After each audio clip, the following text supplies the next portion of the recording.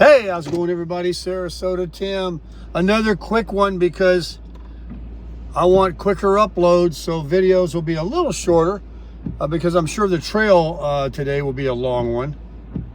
But just leaving the home 20 here and gonna go top off with gas, turn that air conditioner off.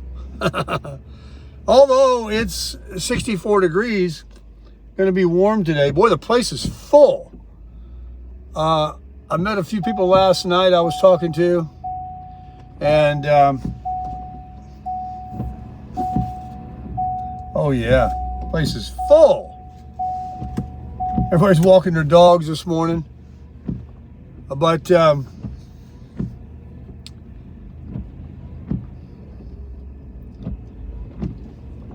I love it here. I absolutely love it here. The people are so nice in Tennessee. And I've got between a half and 3/4, and I'm definitely going to get some. You don't go where I'm going and not have fuel. Everybody waves. I'd like to buy one of these mobile homes in here.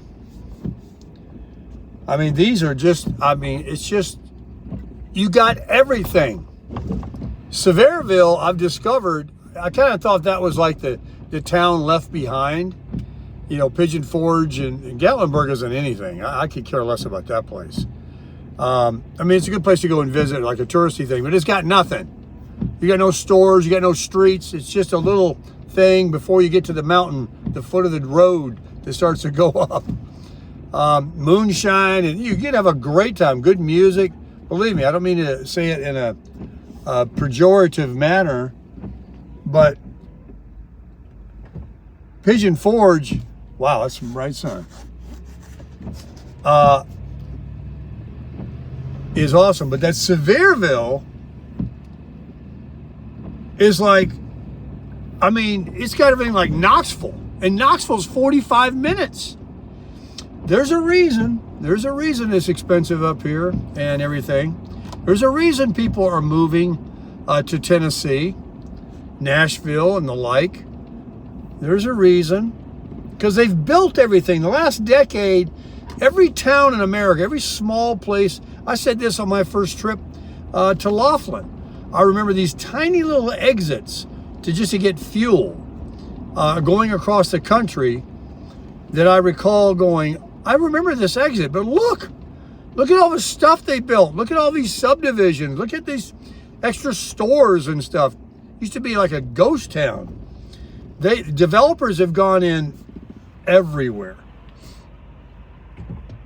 Man, I got so much on my mind right now. I'm all hopped up that that just gave me an idea of something else to talk about. Hey, how's it going, everybody? Sarasota Tim. I'm parked here at the Gatlinburg Visitor Center. Didn't do me any good to hustle and get over here. They don't open until 9, and I've got 20 minutes to get a parking tag. I was just talking to Sal on AI, on Gork, whatever it's called. And he said, yep, you need one. It's $100 fine without a parking tag. So I'll sit here an hour if I have to pay $5. But it's really disappointing that you can't crush it early. The only way you can get around this is you can buy them online on your phone from anywhere, but you'd have to have it printed. A digital will not work. You know, you have to have something displayed in your car. And I've seen people do that. They've got a big piece of paper versus that little narrow, like concert ticket looking thing they give you here. So, oh well. We'll wait, and hopefully people want to go out and have flapjacks and gravy and all that stuff for breakfast and not want to crush it and make a big traffic jam here, and we can get up in the Smokies to Clingmans Dome at the very top and get that view. Not to mention, even later it's going to be, well, there's no fog this morning. It's going to be 85 degrees. Stopped at McDonald's. I got the best and the worst this morning. It's the best cup of coffee I've ever drank in my life. I got scrambled eggs and bacon.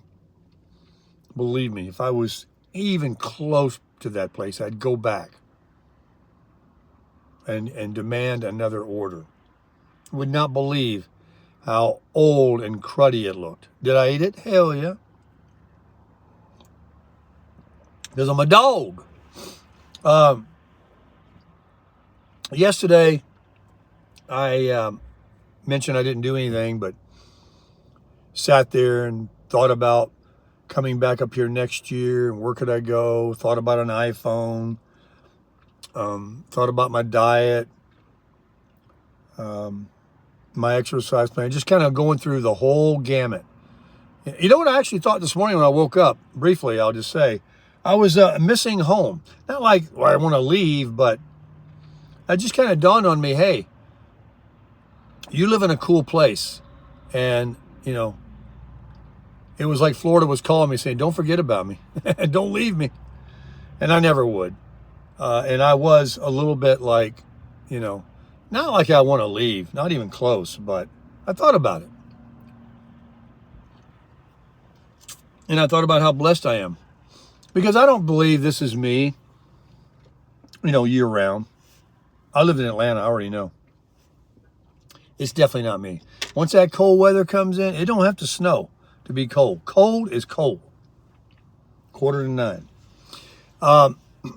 But yesterday, I did do a little research about finding a place finally in the fall, and even longer than I'm going to be up here, much longer, that I could come up here next year.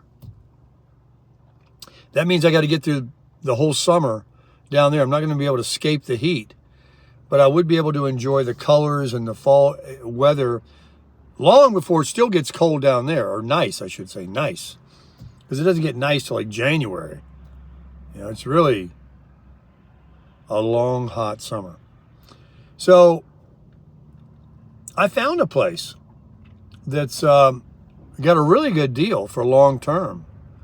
There's no amenities, there's no trees, there's no nothing. It's kind of new, dirt cheap, includes everything, even your electric. There's no separate bills for anything. And, you know, it's just a home base. The only issue with that is, let's say next year I don't want to repeat this book, this story, and I want to, you know, go out west. See, it's getting hot. I don't have the engine running. Oh.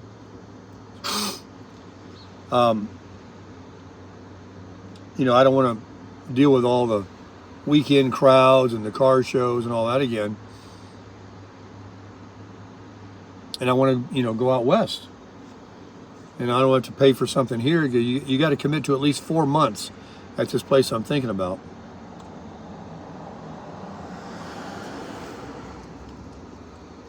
That's on top of continue to pay for your home base in Florida. So if you wanted to leapfrog from there to here and then go from here somewhere else, then there's another expense, a third one. We'll have to see how rich I get. But it wouldn't be a bad idea. It's not a very far distance from Florida to come up here. You still got to go through the whole summer. And I've decided there's no really any good reason to leave summer, Florida summers. Yes, it's oppressively hot. Yes, it's hotter than almost anywhere else. But guess what? It's no reprieve anywhere else. All I've heard up here is how hot it was this summer. Very, very hot. Up here in the mountains, in the shade, humid.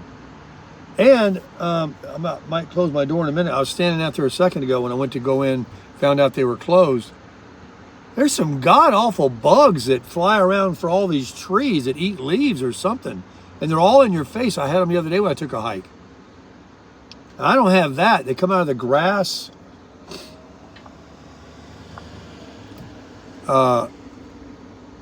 Insects, which you don't have out west. You get snakes, tarantulas, poisonous snakes. But in Florida, we got the gators, we got the mosquitoes, and we got no-see-ums on the beach. Love bugs a couple times a year, but that's a very short day or two.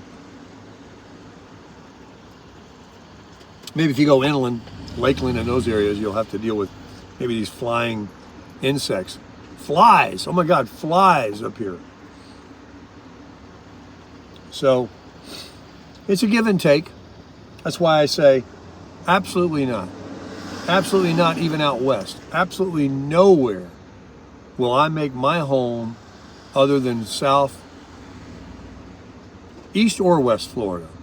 I would move back to the East Coast and start fishing again, and even maybe buy a boat, because the ocean, the Atlantic, is way better than the Gulf.